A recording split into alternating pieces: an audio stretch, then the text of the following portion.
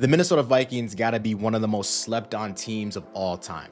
A team that was supposed to be at the bottom of the NFC has shocked the entire league. With a starting quarterback who many labeled a bust and was on his way to becoming a journeyman, Coach Kevin O'Connell has led the Vikings to a 13-2 record. And don't blink now, but this Minnesota squad might be a legit Super Bowl contender. And in New York, Aaron Rodgers somehow found a way to divide and destroy this entire Jets organization from the inside out. We're talking all NFL football coming up next on the Vance Barnes Show. Man, what is up? What is up? You already know what it is, man. Welcome to another episode of the Vance Barnes Show. I am him. He is me, Glitch in the Matrix, your host, Vance Barnes. I appreciate you guys tapping in with me. Let's waste no time. Let's get right into it. Call me crazy. Call me delusional. Say what you want, but I'll say this, and I'll be one of the only people to say it, because I'm going to tell the truth. Sam Darnold deserves to be in this MVP conversation, and the Minnesota Vikings are a legit Super Bowl contending team, right? I'm not saying Sam Darnold needs to win it. I'm not even saying he needs to be top three. All I'm saying is if it's Josh Allen, Lamar Jackson, Saquon, Derrick Henry, Jared Goff, Sam Darnold is right outside of that bunch. Right outside, looking through the window, like I deserve to be here, right? Because I'll tell you guys firsthand, here in Minnesota, we had absolutely no expectations for this Minnesota Vikings squad coming into this year. One thing about us, one thing about Minnesota sports fans, when it comes to how we deal with sports and our mental behind things, we are far from delusional. We know what it is. We know what it was coming into the year, coming into the season. We were supposed to have a rookie starting quarterback. This was supposed to be a semi-rebuilding year for us, a defense that had no big-time playmakers, although led by one of the best defensive minds in the league in Brian Flores. He's not out there making plays for them. So there's very little expectations for this Minnesota Vikings team coming into 2024. Everybody knew what it was. Right, we knew what it was. Everything we've dealt with the Vikings in the past, everything we've dealt with the Timberwolves in the past, and the Twins. We are far from delusional here in Minnesota as sports fans. We just see things for what it is. And then coming into 2024, everybody saw what Detroit did last year. When we look at the NFC North, everybody saw what Detroit did last year. Every single NFL fan knew they were loading up to really make a run at a Lombardi trophy. Everybody knew that the back half of the 2023 season, Jordan Love looked like he was going to be the next great Packer quarterback to come from that family tree. Even the Chicago Bears, on paper, looked better than this Minnesota Vikings team. They were supposed to be better. So it was, when you look at the NFC North, the Vikings were projected to finish dead last. But here we are. It's Christmas time. It's about to be 2025. And not only is Minnesota a playoff team, but they're fighting for the number one seed in all of the NFC. And they have a legit chance at making a run at this Lombardi trophy. Let's take a step back and let's revisit Sam Darnold. Because Sam Darnold's story is one that I think isn't getting talked about enough this year. And I think needs more light shed upon it, right? This is what happens when opportunity meets hard work. When opportunity and hard work come together, this is what happens when you have just the ultimate belief and confidence in your abilities, not only as an athlete, but as a person, right? Just like most of us. Man, when life punches us in the face, when bad things happen to us, it's just human nature for us to want to just fold, right? It's how easy is it for us to be like, man, woe is me, look for pity, and it's just automatically like negativity just drowns us, and it's just human nature to want to just bask in that and just be okay, like, hey, things are bad, I'm gonna accept it. Sam Darnold was a top 3 overall pick, a guy who came into the league in not the greatest of situations in New York. And now we see that maybe New York should go ahead and apologize to every single quarterback going all the way back to Joe Namath, because it's very clear that they either can't develop quarterbacks or they just don't know how to handle good ones. Because the New York Jets, for as long as I can remember, back to Chad Pennington, Mark Sanchez, McCown, now with Aaron Rodgers, Sam Darnold, like, they just don't know how to handle quarterbacks. Maybe it's a Jets curse. Maybe Joe Namath left them with something. But Yeah, Sam Darnold didn't go to a great situation in New York coming out of the draft. He had a few years, he showed some promise, he showed some plays here and there, but ultimately it didn't work out. And we know bro was labeled a bust. Then he gets shipped off to an even bigger dumpster fire organization in the Carolina Panthers to try and revive his career. And that was just any player you send there, you're just setting up for failure. And we know how that turned out. Then he goes to San Fran. He gets to be on a great team, on a great organization that makes it run at a Super Bowl, and he gets to be Brock Purdy's backup and learn from all these different guys before signing here in Minnesota this past offseason. So he signs here in Minnesota. KOC has done a great job here with play calling and running the offense. But then Minnesota goes ahead and drafts J.J. McCarthy out of University of Michigan. And he absolutely starts to go bananas in training camp. And in the one preseason game that he played in, it was looking like, hey, this quarterback competition might be over before it begins. J.J. McCarthy might be the guy. And it was looking like it was going that way. The Vikings were 100% ready to go into this season with a rookie starting quarterback.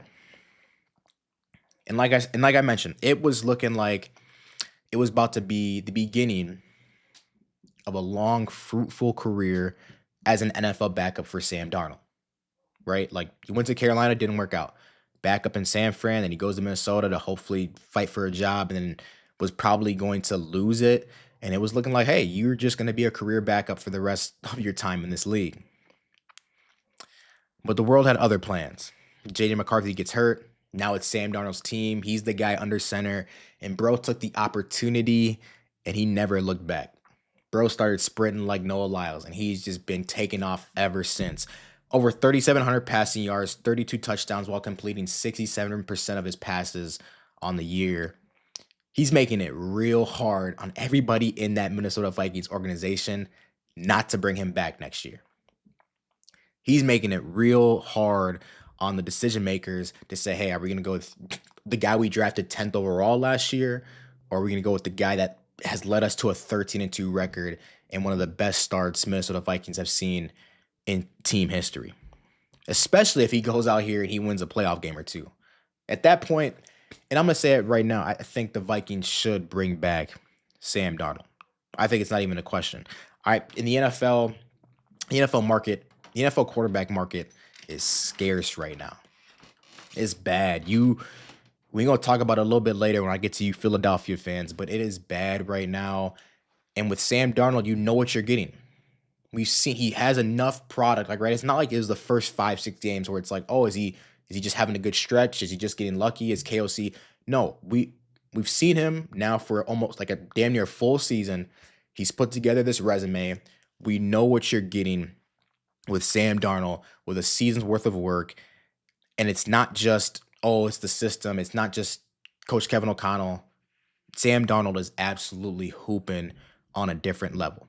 And while although J.J. McCarthy looked great throughout camp, although he looked good in the preseason game and he can do some things with his leg and he can make some great throws, honestly, you just don't know if he'll pan out, right? We've seen that story play on time and time again of just young guys that look great in camp. They look good. They show promise and all, they just don't pan out. Not to mention he's coming off a year in which he got hurt. He missed the whole season. He didn't take any practice reps. He's just been sitting, watching film for the last year. You don't know how he's going to recover. You don't know. He basically has lost a year of development. And you picked up Daniel Jones, but Daniel Jones has given us 6 straight years of mediocrity. We know what we're getting from Daniel Jones. You don't know what you're getting from J.J. McCarthy, and you know what you're getting from Sam Darnold, which is high-level football in this system. So yes, to me, Sam Darnold has to be the guy if I'm the Minnesota Vikings next year. He's still only 27 years old. He's got a long career ahead of him. He was the number 3 overall pick for a reason. The talent is there. Maybe he just needed time to develop. Hey, NFL, maybe it's time to start developing quarterbacks instead of just throwing them into the fire right away, because everybody's not Jayden Daniels. Everybody's not CJ Stroud. Not everybody can be a Bo Nix that has a great coach and a great system and already an amazing defense around them. Look at Justin Fields. Look at Caleb Williams in Chicago, who's having a good rookie year, but he's getting his ass whooped every week in and week out, right? Even look at Baker Mayfield, who's having, again, if the Tampa Bay Buccaneers were um 13-2 rather than the record that they have now, he's probably an MVP candidate as well. Darnold obviously can't get all the credit though. He's hooping, he's balling this year. Obviously, everybody knows about Justin Jefferson. Everybody knows he's arguably the best non-quarterback in the entire NFL, and he's on his way to becoming an all-time great at the wide receiver position. Yeah, he's on his way. He's not there yet, but he's on his way. You can look up his numbers through the first 5 seasons and look up the numbers, look at the names of the guys he's surrounded by and surpassed in the first 5 years, and tell me he's not projected to be an all-time great. Jerry Rice, Randy Moss, Torrey Holt, Julio Jones. Those are just 4 names that he's surpassed already in receiving yards, and 4 guys that Julio is going to be a first ballot Hall of Famer, but 3 already Hall of Fame wide receivers. A ton of credit has to go to Coach Kevin O'Connell for this Minnesota Vikings success. And I would be absolutely shocked. I would be absolutely upset and just confused if he doesn't win NFL Coach of the Year. Yes, Dan Campbell has done a great job in Detroit building that team, constructing that culture, and building off what they did last year. Hats off to them. Claps. You guys have done a great job. Andy Reid continues to find a way year in and year out with that Kansas City squad. And yes, 14-1 cannot be ignored. There's other coaches, Nick Sirianni in Philly, Sean McDermott in Buffalo. A lot of guys who have done a great job this year. But none of these coaches can say that they did what Coach Kevin O'Connell has done with the roster that he was given, or the roster that he had. I mentioned at the top, the season began, there were zero expectations for this Viking squad. They had the best receiver in the league, and they had a very good left tackle who even they lost already halfway through the season. On paper, this team was not great. Hindsight's 2020, but I remember at the start of the season, it was like we might be in for a long year. There were a lot of question marks all over the place. The defense and their best playmaker at the time was an aging Harrison Smith, an offense that essentially was going to have either a rookie quarterback or, after he got hurt, a backup quarterback as their starter, and a non-existent run game from last year because we didn't know what Aaron Jones was going to look like. Kevin O'Connell made no excuses. He didn't cry. He didn't make no excuses. He just continued to do what he's done since stepping foot in the Vikings building, which is win games. But people just didn't, right? Even after the first 6 weeks, like I said, and I understand it. Even after the first 6 weeks, it was like, oh, Minnesota's making some noise. People just didn't believe in Sam Darnold. And understandable, right? Understandable. Some guys can win a handful of games. And then we've seen it time and time again. Teams win a handful of games. They look good to start the season. And all of a sudden they hit a little losing streak and then they're out of playoff contention. And people just did not believe that this guy who was labeled a bust, this guy who's been a backup for the last couple of years, was going to lead this Vikings team to a top spot in the NFC. And they just continued to shock people. And now it's undeniable. Now their resume, it's out there. The work that they've done is out there. And I think one thing that Kevin O'Connell does great in Minnesota is not only does he make no excuses, but his ability to get his team to play for him is incredible, right? The game of football is all about chemistry. And this Vikings team, if you watch them, has unbelievable chemistry down to every single week. You see the defense out there doing some sort of viral celebration after a turnover. The connection that Darnold and JJ and now Addison is getting right away. This team goes out and they play hard for each other and for their head coach week in and week out. And it's a trait. Like when you're a leader of men, it's a trait that not many possess. I watched the New Orleans Saints last night play the Green Bay Packers, and it was disgusting football. I turned it off after the second quarter, and I was like, this is nasty. Nobody, like this New Orleans Saints team, looked like they didn't even want to be out there. Guys playing not to get hurt. Guys like, hey, I got getting paid. And I understand it. but nobody, like, they were already out of playoff contention, and they were like, man, I'm not playing in this game. I don't even care about this. You could see and feel that energy that they were like, hey, let's just get done with this game. Let's get out of the season. They're not playing hard for their head coach. They're not playing hard for each other. That's a losing mentality in a losing organization. And again, something that not every leader of men can do. So hats off to Coach Kevin O'Connell. He deserves to be NFL Coach of the Year. On to New York, man. On to the other side in the AFC. Garrett Wilson is fed up. Garrett Wilson is fed up in New York. And quite frankly, I feel him. I would not. Who could blame him? Wilson told reporters after the game this last Sunday, I'd like to be involved. I'd like to make an impact, but people see it differently. And if you, like me, you interpret that as people being Aaron Rodgers. He's talking directly to the man, taking snaps under center and throwing him the rock. If you missed the Jets versus Rams this past Sunday, you didn't miss much. You didn't miss anything. But one thing that you did miss that was extremely evident throughout the game was that if Aaron Rodgers is going down, if this is how his career ends, if this is the end of the legacy of a first ballot Hall of Famer and one of the best quarterbacks to ever play this game, and just everything we've seen from him the past couple of years on just talking about and things that we don't care about as fans, honestly, the vaccine drama and all this other stuff. One thing you did miss is that it was extremely evident that Aaron Rodgers, if he's going down swinging, and he's going down with his guy. One touchdown away from career number 500. You could tell Aaron Rodgers was force-feeding Davante Adams, either trying to get him to catch career number 500 or just like, hey, bro, I brought you here. Let's go get your numbers and let's get out of this season and you can continue on with your career. And I get it. Davante Adams is his guy. Davante Adams is one of the best receivers this game has ever seen, a top receiver of our generation and of the last decade. And he's still a top talent in this league, right? A couple years ago, he was the best receiver in the league. Those two got chemistry like no other. I mean, at least they used to, right? At least they used to. But there were times throughout the game he wasn't looking anywhere else but 17's direction. Aaron Rodgers was getting a snap and was looking directly at Davante Adams. He wasn't even looking at Garrett Wilson. He wasn't looking at Allen Lazard. He was looking right at 17. Like, how can I get you the football?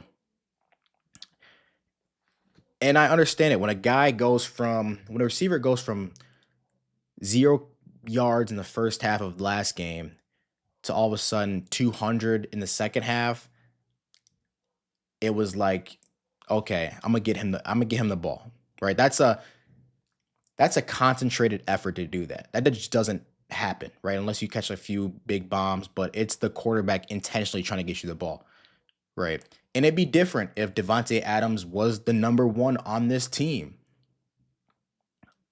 But last time I checked, Garrett Wilson was your offensive rookie of the year. Last time I checked, Garrett Wilson stuck it out all of last year with Zach Wilson and through the Aaron Rodgers debacle and his injury. Last time I checked, Garrett Wilson is the future of your franchise. He's supposed to be your number one, not just your quarterback's friend that you brought in, even though you guys necessarily didn't need him. I can't remember a time like this ever before where one man has single-handedly destroyed a franchise the way we've seen Aaron Rodgers destroy the New York Jets. And even if you feel like I'm exaggerating, you can agree with me that he has at least set this organization back 2 to 3 years, right? You remember the buildup of Aaron Rodgers requesting a trade from Green Bay and then wondering where he's going to go. Is he going to go here? He's going to go here. Then he goes to New York. And it was immediately like, oh, the New York Jets are back, baby. They are Super Bowl bound, this and that. The hype was crazy. We see the first game, him leading New York out the tunnel with the American flag on his shoulder. And now a year and a half later, towards the end of this, what was supposed to be the 2-year Rodgers experiment, this Jets organization is far from the Super Bowl that they thought they would get. They are far from the quick path to glory that they thought they would attain. Instead, this has been nothing but a disaster. Instead, this has been a disaster of an experiment, and Aaron Rodgers has done nothing but avoid accountability throughout this whole process.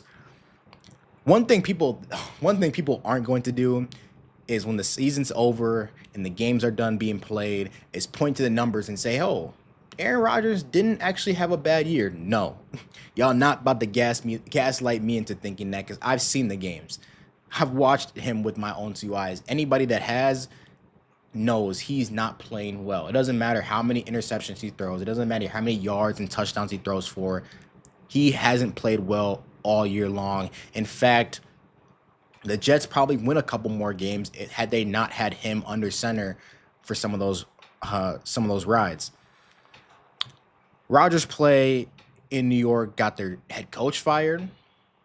A guy who was a damn good coach in Robert Saleh, he got him fired a handful of games in. His play got them to switch play callers. Even though the wide receiver room, I talked about it earlier, even though the wide receiver room was playing solid and they have some guys and they already had a number one wide receiver and they were doing just fine, they bring in his best friend and his old running mate, who even himself, as much as I love Devontae Adams, has proved to be a non-factor in producing wins, right? You brought this guy in and it just, for whatever reason, it didn't help at all. You didn't have to give anything up for him. So I understand the dysfunction. I understand the frustration that's coming from Wilson feeling like, hey, I'm a number one and I'm being treated like a number two, which hurts this Jets organization in the long run. Because now if we get to the offseason and Garrett Wilson asks for a trade, you're screwed. You're screwed. If he's unhappy for the rest of his tenure there, you just put yourself in a pickle. Because you brought in this guy, it didn't work out. You brought in his best friend, and it just caused this division. Garrett Wilson was supposed to be a large part of this Jets organization's future, if not the largest, right? A guy who won Offensive Rookie of the Year, a guy who proved he can make big plays and create separation and be a number one guy. All I'm saying, man, this Rodgers experiment has been just terrible. Just terrible. And I know everybody in that New York building, everybody in that Jets organization cannot wait for the offseason so they can just get that stench off them that they feel. They gave up absolutely everything to get this guy. And then they proceeded to base every single decision off this one man for the last 2 years, and to turn out the way that it did. I know that shit hurt. I know it hurts, because what did they get in return for all of their efforts, for all of their focus on this one player that was supposed to lead them to glory and to a Super Bowl and put the Jets on top? Nothing but a season full of drama, and now you're just left with a whole lot of repairs to make throughout your franchise. So, good luck with that. I mentioned it earlier, talking about the quarterback market. And one thing I'm never happy. We're never happy when players get hurt, right? We're never happy when players get hurt. But I was interested, I guess, to see. I guess I'll start with this. Philly blew a huge lead against Washington this past Sunday, and it had everything to do with the fact that Jaylen Herz left the game in the first quarter with a concussion. And now I'm going to circle back to my point and say, Eagles fans, this is what you guys wanted, remember? You guys necessarily didn't want Jaylen Herz to get hurt, but this is what you guys wanted. You guys wanted to see what you guys would look like with another quarterback. Just a few weeks ago, although you guys were on a winning streak, although your running back was at the top of the MVP conversation, although things were looking up and up for the Philadelphia Eagles, the Philly fans found something to complain about, something to gripe about. And for one, I didn't forget. I didn't forget all of you Philly fans that were talking about, we cannot win with Jaylen Herz. He can't be the guy. We're never going to get a Super Bowl with him as the starter. All because of a few average games that he had played. Philadelphia fans take pride in being annoying. It's the truth. Whether you're a Sixers fan, whether you're an Eagles fan, whether you're a Phillies fan, Philadelphia sports fans take pride in being obnoxious. They take pride in being annoying. They take pride in being the hardest fans to please and booing their own team when things don't go their way. And that's why the rest of NFL fan bases don't respect him. That's why the rest of the NFL fans necessarily don't like him. Because I told y'all, I came in here and I told y'all don't want to see a life without Jaylen Herz. Because do you see the quarterback market right now? It's not good. Brock Purdy's about to get paid buku money this offseason. In a year in which a decade ago, like we were talking about him being a game manager, he's about to get a crazy contract. You guys see the quarterback market today, right? There aren't many guys even close to the skill level that Jaylen Herz has. So if you wanted to replace him, here's your guy. Here was the next best quarterback on your roster, Kenny Pickett. And what did you guys get? A 3-score lead blown to the Washington Commanders for a guy who in Kenny Pickett, and no shade to him, but we saw who he was in Pittsburgh. A very small sample size, right? Maybe only a year and a half. But there's just some, especially at the quarterback position, there's some guys you watch and you say, oh, he's got a ceiling on him. And that ceiling for some guys is right here, is real short. And for some guys, it's up here, right? Kenny Pickett was one of those guys where it was like, okay, he's capped. His ceiling is probably capped. We know who type of player he is right there. That's why they got rid of him so soon. If there's a reason they got rid of him so soon, you guys know why. Philly fans, I know a few years ago you guys lost MVP candidate Carson Wentz and you guys still won a Super Bowl with backup Nick Foles, and you think that's what reality is, and you guys think, oh, we can win it with anybody. If we did that, we can deal with anybody. That's not reality. That's not the real world. That's not how things go. That's what the rest of us would call an outlier. Because you saw what happened in the years to follow. I ain't hear Nick Foles' name mentioned not one other time in those years to follow. You shouldn't give up good for the slim chance of better, especially not in sports and especially not in the NFL when it comes to the quarterback position. If you got a good quarterback, you're going to pay him. It's the reason why Kirk Cousins has probably the largest NFL earnings in NFL history, because he's a good quarterback in a scarce market. And you know what you're getting with him. Jaylen Herz is your guy. Deal with it. He's going to be the guy for the next handful of years at least. And he's a damn good quarterback. He might not be the passer that you guys want. He may make mistakes more than the other top tier quarterbacks, and he may be a second or third tier quarterback, but he's still a great quarterback in this league. So y'all better hope that Hertz has a speedy recovery and can come back from this thing. And you guys need to start putting some more respect on his name, because he led y'all to a Super Bowl just 2 years ago. Stop the whining. And that weird thing that you guys do and taking pride in being the hardest fans ever on your own team is weird. It's weird, and it's the reason why nobody respects it. So, man, with that being said, if you like this episode, like, comment, share, subscribe. The best marketing is still word of mouth, so tell a friend, tell a friend's friend. Until next time, peace.